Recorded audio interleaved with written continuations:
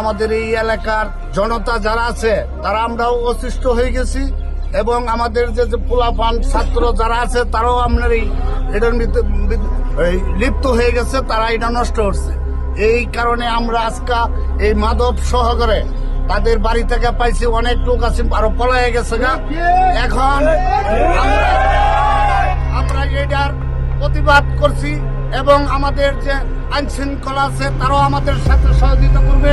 আমাদের যে এমপি সাহেব আছে, এমপি সাহেবের কাছে আমরা অভিজ্ঞতা আছে এবং আমরা ফোনের কথা কইছি। এই অত্র এলাকার যুব সমাজ একেবারে ধ্বংস হয়ে যাচ্ছে।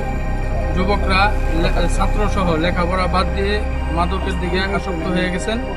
এই মাদককে নির্মূল করার জন্য আমাদের এই আওলাতুলি গ্রামের সর্বস্তরের জনগণ ধর্ম বর্ণ নির্বিশেষে, দলমত নির্বিশেষে সবাই একত্রিত হয়ে আমরা আজকে প্রতিরোধ গড়ে তুলি।